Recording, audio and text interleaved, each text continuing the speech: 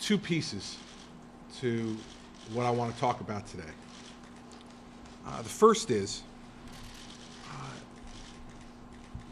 I believe that all of the people who were affected by this conduct deserve this apology, and that's why I'm giving it to them.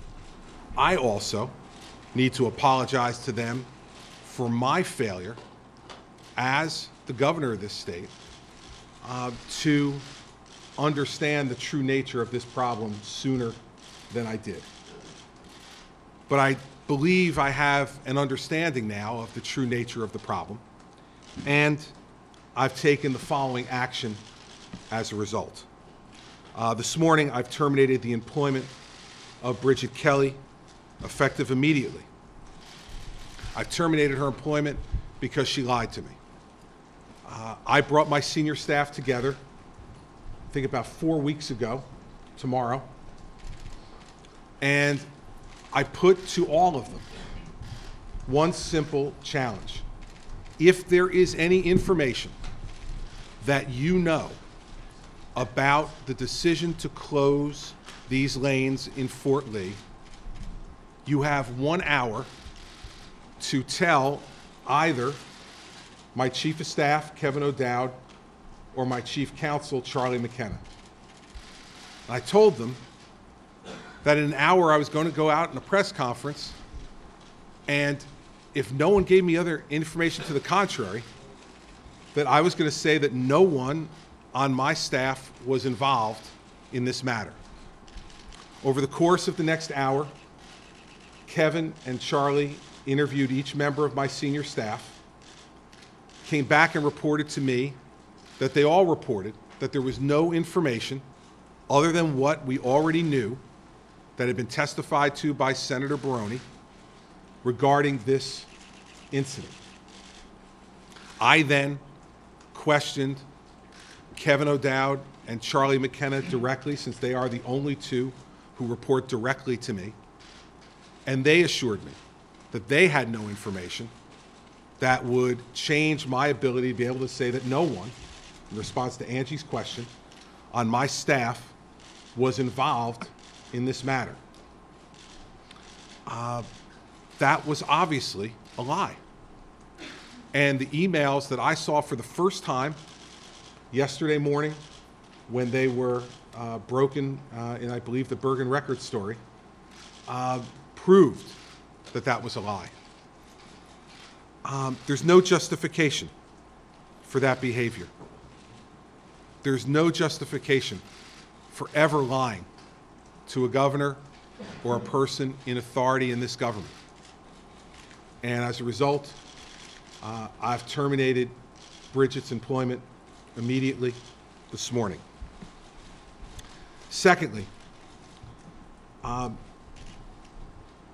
have and will continue to, started yesterday, to once again now have personal one-on-one discussions myself with the remaining members of my senior staff to determine if there's any other information that I do not know and need to know in order to take appropriate action.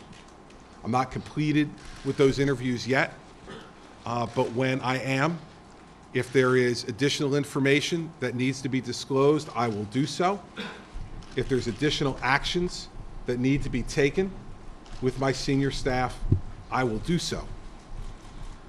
I will tell you, though, it's been written a lot over the last couple of days about what a tight-knit staff I have and how closely everyone works together, and that is true. And ever since the time I was U.S. Attorney, I've engendered the sense and feeling among the people closest to me that we're a family, and we work together, and we tell each other the truth, we support each other when we need to be supported, and we admonish each other when we need to be admonished. I am heartbroken that someone who I permitted to be in that circle of trust for the last 5 years betrayed my trust. I would never have come out here 4 or 5 weeks ago and made a joke about these lane closures if I had ever had an inkling that anyone on my staff would have been so stupid but to be involved, and then so deceitful as to just to not disclose the information of their involvement to me when directly asked by their superior. And those questions were not asked, by the way, just once. They were asked repeatedly.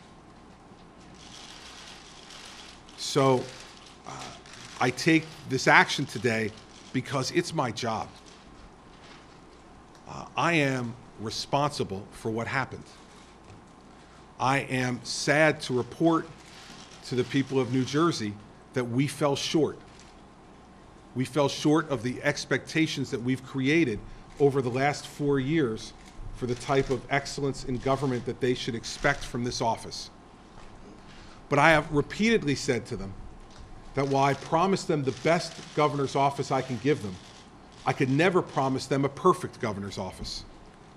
And so when I find those imperfections, those mistakes, those lies, my obligation as the chief executive of this state is to act.